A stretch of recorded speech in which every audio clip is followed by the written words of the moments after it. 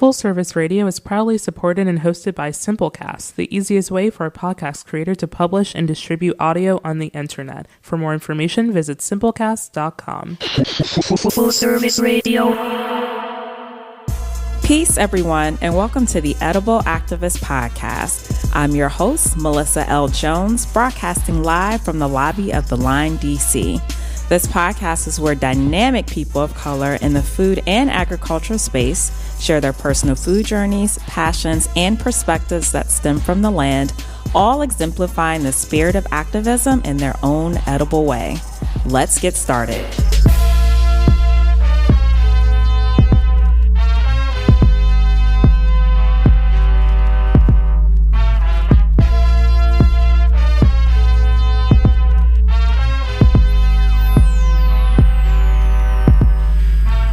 What's up, y'all? It's your boy Chris from Afro Beats, back at it again, and you're listening to the Edible Activist Podcast, broadcasting live from the Lime, DC on Full Service Radio. I'll be taking over for your host, Melissa L. Jones, for the month of July, and in the meantime, I'll continue to bring dynamic and amazing guests here on the Edible Activist Podcast. In studio today, we're joined by award-winning Chef Veronica. Chef Veronica creates world-class Latinx cuisine using the flavors and cooking methods of her foremothers before her. If you're lucky enough to experience her amazing food at various pop-ups in the DC area, you may be treated to award-winning oyster mushroom street tacos, jackfruit taquitos, or mouth-watering garden enchiladas while I try not to drool on the mic. The plant-based masterpieces she creates is her edible activism. With the fresh ingredient always in mind, she promotes both compassion and awareness around the food she prepares, while also never forgetting her Salvadorian roots in everything she does. Welcome. Wow, thank you. That was now. Do I call so you nice. Chef Veronica or Chef V? You can just call me Chef V. All right, I like Chef that. I V. like that. A little Chef shorter. V. So Chef V. Welcome. Thank you for coming today. Thank you so much for having me. It's Absolutely. an absolute pleasure to be here today. I'm glad to have you. I want to get into like your origin story. Like, how did you get here? How did you start cooking, pursuing the plant-based diet and doing all these amazing things with food? Oh, wow. Well, I've always loved food. I remember first getting in the kitchen at around 8 years old. But with plant-based food, it's been almost 3 years, and it's been a really great experience so far. Very challenging, but I love a challenge. So being able to take traditional recipes from, my culture and veganizing them with plant-based ingredients has been both really tasty and very adventurous. I love it. What are some of those things that have been challenging you're talking about? Like, what are some of the most difficult things that you felt you had to transition with?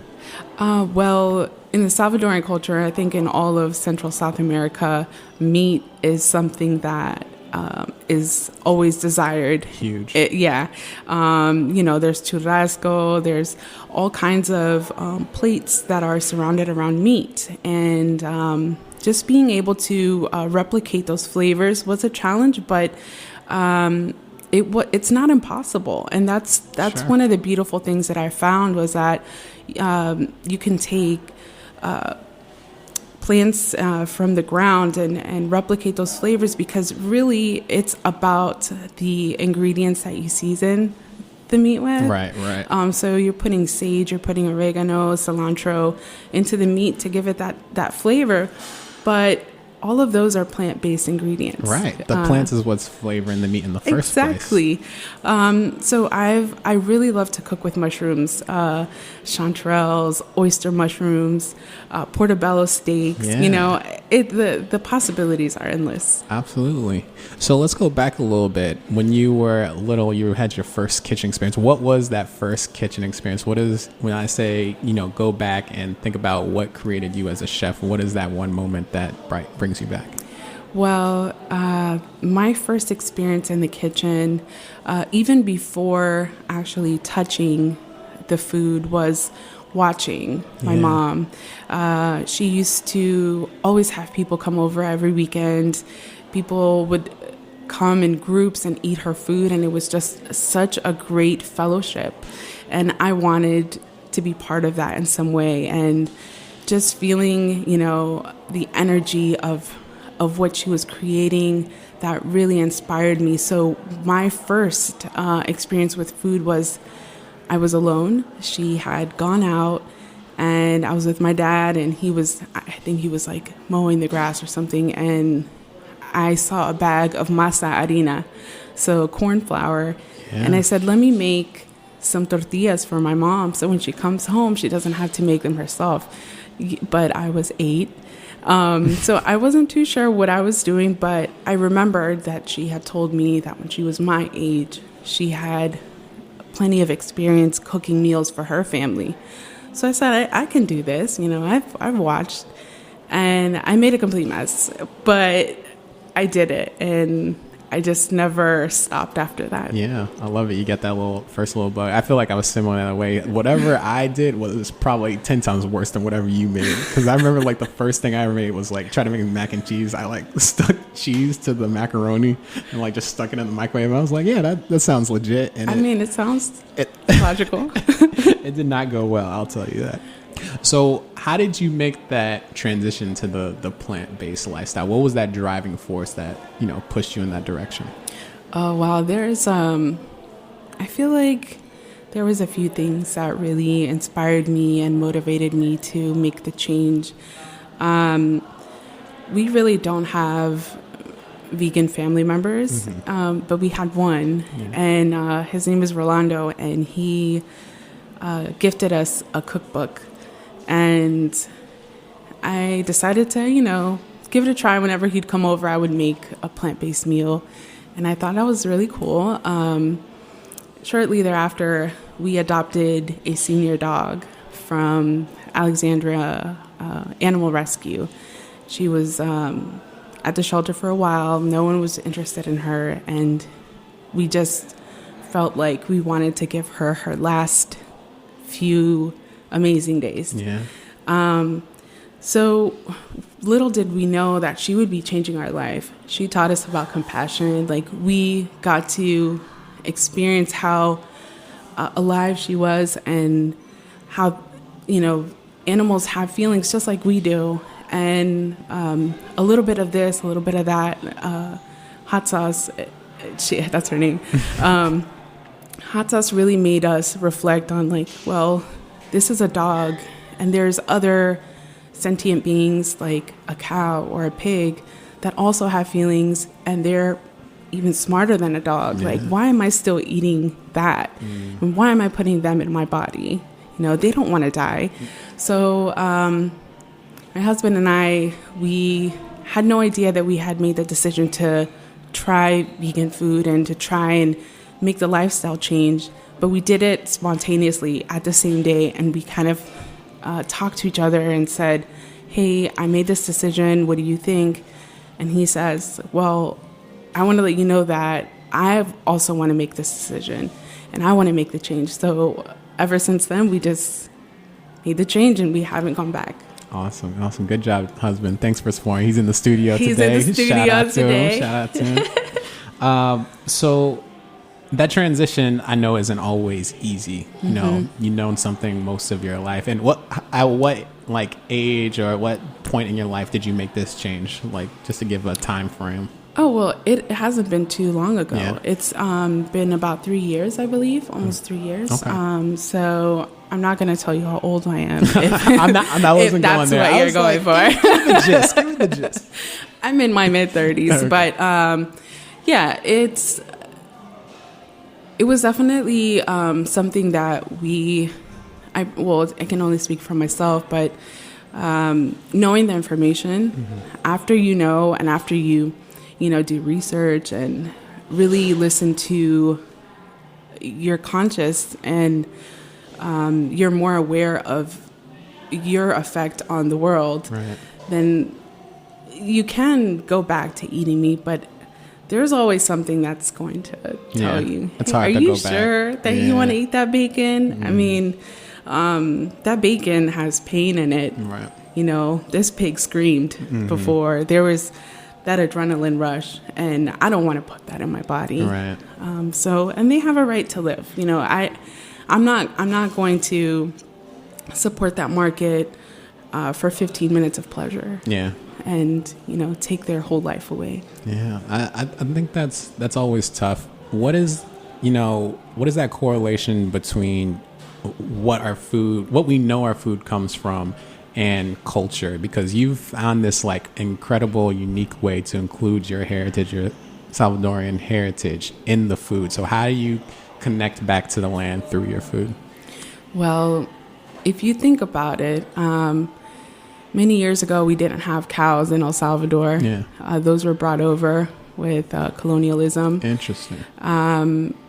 We were mostly plant-based. We ate a lot of flowers. We ate a lot of beans, a lot of products from the earth. So there's tying that into my culture, Salvadorian culture. There's a lot of things that we can eat, and that a lot of things that we have been eating for many years that are already plant-based. Yeah. Of course, things have changed over the years. I'm not sure if you're familiar with the pupusas. I'm not, but I'm hearing a lot more that I'm looking into. Like you talk about that a lot. Yeah. Well, pupusas is like the national food for El Salvador. So it's pretty much a corn tortilla filled with any type of ingredient. So typically, if you go out to DC, you're going to find cheese and meat or bean and cheese. But the original pupusa did not have cheese. We didn't have access to cheese. Right. So it was made of mostly bean, and it was made of, we call it pipián, which is a version of zucchini. So that was the original pupusa, and it's been colonized. Yeah. So now we have it with cheese, and now we have it with meats. Gotcha. Okay. So the stuff we're getting, in the stores and, these basic restaurants, those are just like the Americanized, like colonized version of what it originally was. Yeah. I mean, if you speak to just like a Salvadorian, they're going to say, pupusa has cheese, and it has, and it's what we have been accustomed to eating over the years. But with Vegan Feast by V, I like to accommodate what people are accustomed to eating. Right. So I make it with cheese, but I make it with a nut cheese. So I make it with cashew cheese. And we can make it with meat. We can make it with shiitake mushroom. And we just follow the same process of the cooking. And we can mimic the flavors. So you're not giving up anything. Right. You're just exchanging. Eating better and being better. Yeah. I love that. We're just going to take a quick pause here. If you're just joining us, this is Chris from Afrobeats on the Edible Activist podcast on Full Service Radio in the Lime, DC. We're here with Chef Veronica. Hello. And she's telling us all about her amazing Latinx foods, her Salvadorian heritage and tradition, and how she kind of made that transition to, a plant-based diet. Yeah. And so, it seems like you, even though you focus on like Salvadorian like cuisine, you still take from other cultures as well. I saw you did like, Afro-Latina collaboration in one of your pop-ups. Can you talk a little bit about that and that little crossover you did? Yeah, for sure. So one of my really good friends, Chef Mari, she is Liberian American, and we partnered up for an event for Thanksgiving called Thankful. And what we did was we merged our cultures together. Wow. And we made a dish that was both Central American, and then they had her flair as well. And it was really interesting to build the menu together because it was multicultural, and we're both also American. So we definitely she had the mac and cheese there. Yeah. We had the event sold out. It was really amazing. She's actually having a pop-up July 14th. Okay. And she's doing some of her classic foods. But that event was really great because we had people come together for a Thanksgiving meal that probably didn't have such a great time with their families on Thanksgiving because, people shoving drama. Turkey. Yeah. Drama. Like, why aren't you eating my food? Grandma getting offended, all these kind of scenarios. And then you had this event where we brought people together and we were all just eating delicious food that had no animals in it, and just had a really great experience together. It sounded like a great community around it. I love that. It was wonderful. And it was here on H Street. Okay. Pretty cool. Okay. So speaking of that, I imagine you've had your own challenges with transition in plant-based life. Like you said, culturally, it's a lot of cultures. Meat is very heavy. And it's like, specifically talking to me, like if you're not eating something like those are fighting words. Like, well, how dare you not eat my food? Like you're ungrateful, like, this and that. So what were some of the challenges you came across, transitioning, and how did you kind of deal with that? So my mom has always been the cook. Yeah. She's always been the chef, and even now when we have family gatherings, I respect her space in the kitchen, and I don't say, Mom, I'm going to take over, I let her. But the challenge has been, oh, well, we got to make something different for you kind of thing. But I've slowly been just with my actions, And that's one thing that I believe is really important is don't talk about it, just do it, So when I come over, I bring her some food. Oh, here, have some chickpea guisado, which has similar flavors that she's used to. And then next thing you know, she's making the same dishes that I've made. And she's also helped me at some of my pop-ups. Wow. So I feel like having that experience of actually cooking it and seeing the happiness in people's face and how much they enjoy it really helped her embrace veganism in our family. I think there's a misconception too that veganism is bland. People are like, oh, you just eat like rabid food. It's you hear it all. It's still seen as a very like a white movement, but now there's this surge of like chefs of color like coming into the space and putting their own spin on different dishes. So what is like some suggestions you can do for somebody who thinks they have to give up their cultural foods to pursue this lifestyle to live healthier? Well, I would say the first thing is put all of your seasonings on the counter. Yeah. And look at them. And one of my friends, Black feminist vegan, she does carrot dogs. Yeah. And a lot of the recipes that we use for meat include like smoked paprika. Yeah, like smoked paprika. Excuse me. You're fine. Smoked paprika, like smoked oils, truffle oils. So I think by looking at your seasonings and looking at everything that you were planning on putting on the meat, and just if you don't like mushrooms, that's fine. There's so many meat substitutes in the store. You don't have to go you don't have to go from 1 to 100. Mm-hmm. Every little step counts. If you're going to say, for lunch, I'm going to try a vegan version of, let's say, orange chicken. Yeah. You can go to the store and get yourself a packet of Gardein and start from there. If you really, that's a first step. Right. I did that. Yeah. I didn't always, enjoy eating a full plant-based. I missed it. And, when you go vegan, it's not because you don't like the taste of meat all of a sudden. It's still there. You've grown up eating this food. So it's definitely a journey, I will say. And there's no need to be judgmental or, if you don't go 0 to 100 from one day to the next. It's definitely a process. And I would say put your seasonings on the counter and then look at them. See what you can replace it with. Just a little at a time. That's it. Very easy.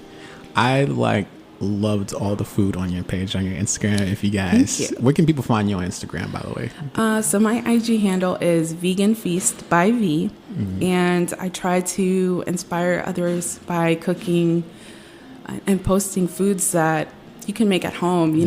I could post gourmet foods, but I like to keep it simple. Yeah, make it relatable. Make it relatable. Mm-hmm. Just yesterday I posted, it was rice, beans, grilled corn on a bed of baby kale. Yeah. that's pretty easy. It was delicious. It looks amazing. Yeah. Thank you. I appreciate that. I really want to try the jackfruit taquitos because I had a Salvadorian roommate, and before I went plant-based, she hooked me up with some taquitos, and it was like the best thing ever. It's nothing like the stuff you get in the store. Like, it's just absolutely blow your mind. Absolutely. I'd be happy to make that for you. Oh, I would love that. And she brought me avocado, y'all, like organic avocado, which is also, that's like a little gem in itself. So I love that. Thank you for. Oh, well, you're welcome. I always feel like, I came to your home. This is your place, and I don't like to come empty-handed. I'm actually just loafing in here. This is Melissa's home, everybody. This is Chris just hanging in here. But yeah. Temporary home. Yeah. And what better gift than to, give you like a whole unaltered, I didn't do anything to it. It's your choice. And you don't really have to do anything to an avocado. It's perfect already. It is so perfect. So speaking of ingredients, how important is the ingredient in what you do? Like, how are you sourcing some of your foods for some of these events? Like, are you a grower? Do you like growing stuff? Or are you going to the farmer's market? Like, what's your process? Well, I like to support brown and black businesses. There's a store at Union Market, and it's called Frutas Mexicanas. Okay. And they have reasonable prices because I also, want to keep my prices accessible. They have reasonable prices, and they're a family-owned business from Mexico. And they're only open from like 5 a.m. to like 4 p.m. Okay. So you get there as early as you can, and it's really interesting to see all of the different people of color that happen to be vendors at that time as well. Yeah. So it's like a mixing bowl of everyone making food to make other people happy and to make them satisfied. So it's a really great environment. I also do like the farmer's market. Yeah. I used to work at a farmer's market a long time ago, so I love it. I know a lot of the vendors, so a lot of the tricks. You know the ins and outs. The ins and outs, bartering. Yeah, it's pretty cool. So it's called Frutas Americana? Frutas Mexicana. Yeah. Okay. Yeah. All right. Check that out, y'all. Check that out. So what are some of the like common ingredients in like Salvadorian cuisine that people who live in like the Americas might not be familiar with? Like that's not usually traditional and, commercialized American food. Well, we use a lot of herbs. Okay. Cilantro, perejil, which is parsley. Okay. We use a lot of tomato and onion. Okay. So when you go in a Salvadorian kitchen, the first thing you're going to smell is a little bit of oil with tomato and onion cooking on the stovetop. And that's like the base for a lot of things. Yeah. So it's not really that, complicated. Okay. Just so pretty simple. I only asked because I was doing some research on El Salvador, and I was looking at the national like plant. Yeah. And it's actually like in the yucca family. And flor de sote? Yeah. And they use it in like cooking, right? You guys use it in cooking? Yeah. Yes. We actually cook with several flowers. Okay. One other popular one is loroco, but flor de sote does come from the flower from the palm tree. And that's typically cooked with eggs or pickled. Yeah. We like pickling a lot of stuff. So we like pickled cabbage, curtido. Yeah. It's really good. And then you leave it in your fridge for like 6 months. Yeah. It's so good. The longer it's in there, it's kind of like a food kombucha kind of thing. Or kimchi. Yeah. You could say that too. But flor de sote is definitely a beautiful flower, an edible flower. Yeah. Loroco is also an edible flower, and that comes from a vine. And we put that in pupusas. And we put it in rice. And you can put it in anything.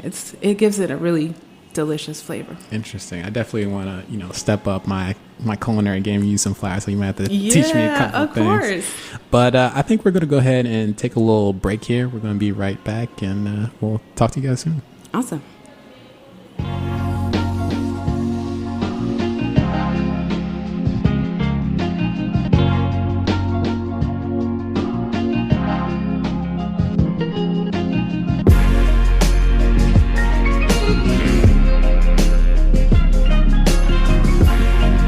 You're listening to Perfect Day, produced by Artists Authentic. For more of Authentic's work, visit allornothingstudios.com.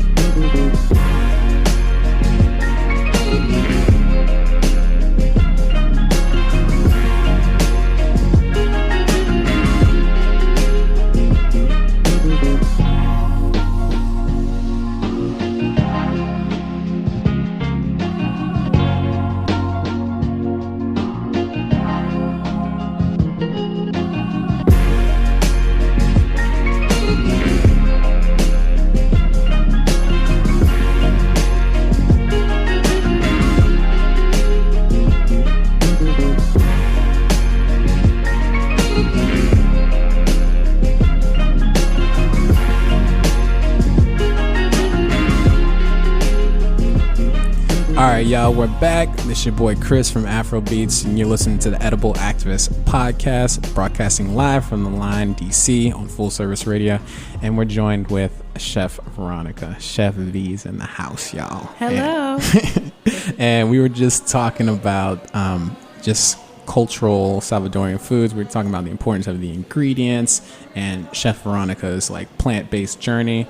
And so now I want to get into food security. So what are some of the biggest things you see? Because we were talking earlier before the podcast, and we were talking about, you know, you doing chef demos in some of the schools and within some of the communities. What are some of the issues you're seeing with kids getting the nutrition that they need? And Oh, man. Well, I grew up in Alexandria, Virginia, and just from my personal experience, I remember like getting a little block of pizza for lunch with like a side of really unnaturally sweet corn. Oh yeah. So it's like candy. Yeah. I mean, it was good. I liked it, but I'm not sure how good it was for you. Right.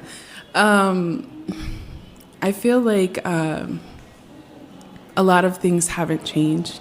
I went to visit my niece the other day at school, and they had, you know, a similar square of pizza. So, you know, public schools, I understand that kids are not getting the adequate nutrition in school for their brains to develop properly. And you really have to either eat really well at home or just deal with what you have in school. And I grew up in an area where we didn't have a lot of money, and there wasn't a lot of access to quality foods, and we didn't always shop on the outside of the aisles. We shopped inside the aisles, so that's where all the processed foods. And I feel like a lot of the foods that you see today in schools are canned, and you know, I don't know if they're BPA lined or not, but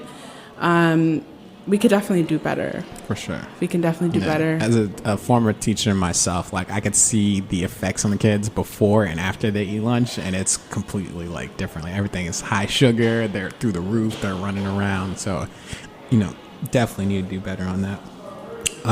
What are some of the things that are important to you outside of, you know, the food business? You know, I did a little bit of research on you, and I saw that you're interested in like floral arrangements, and you also did like a little bit of singing back in the day. Oh, you got some mic skills. Yeah, so this was a while back, but I feel like I'm a creative person, so no matter what I do, I just find a creative outlet in it. And I do love floral arrangements. I'm actually currently getting ready for my baby shower. Yeah. Family's growing. Family's Congratulations. growing, yeah. Have a little plant-based baby in there. She is going to be here in about 2.5 months. So just getting floral arrangements ready. And I just love art in all forms. So whether it be in food presentation, floral arrangements, the different colors. I love colors in every spectrum. So I also did sing. That's true. I used to have a band which was called Von Cake, and it was a bachata band. So we did Dominican music with my husband. And it was really great. We did a few tours. We're on Pandora, Spotify. Yeah. A couple of music videos in there. Go check her out, y'all. Go check her out. They're really old, so I don't know if I'm very proud of them right now. But it definitely helped me evolve into who I am today. Yeah. So, yeah. I love that. I love that influence. I used to like do a little bit bachata because I was living in Boston, and they have like a huge Dominican population. And so I was just bachata music through the streets like at any hour of the night. It was crazy. It's a really catchy genre, and it's lovely to dance. Yeah. I love it. Going back to, you know, you having a baby and your family getting bigger, what are some like preparations maybe we can help people who are maybe in the plant-based lifestyle and they're about to have a baby as well? What are some things you're doing like nutritional wise, or, you know, to get ready for that moment? Well, at the beginning of my pregnancy, I went to a conventional doctor, OBGYN, and the first thing was like, well, Veronica, where are you going to get your protein from? Oh, God, the doctor was saying that? Yeah. Oh, where are you going to get your protein? What about your iron levels? And, all those kind of things. And they kind of,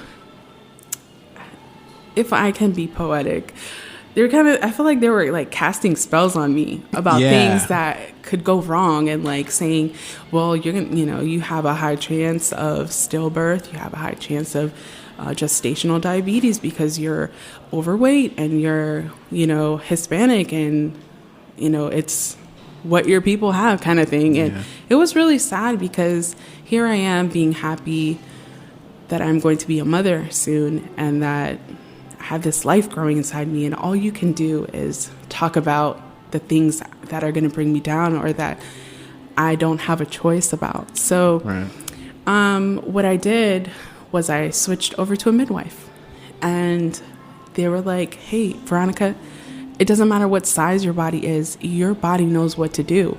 It's able to create a new life inside you. Right. It's going to be able to know what to do for the baby to come out. And I recently had lab work, and my iron levels are amazing.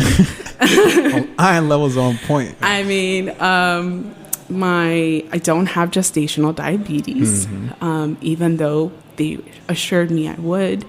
And my labs came back fine. So there was this fear that was instilled in me, and I was really happy that I was able to look at the bigger picture and say, this is just an opinion of someone who does not believe in my lifestyle or the things that I actually do with my life. I mean, just because you're overweight doesn't mean that you don't work out or that you don't care about your body. So I made the switch, and I'm over at Mama's, and they're really amazing. They're understanding, they're compassionate.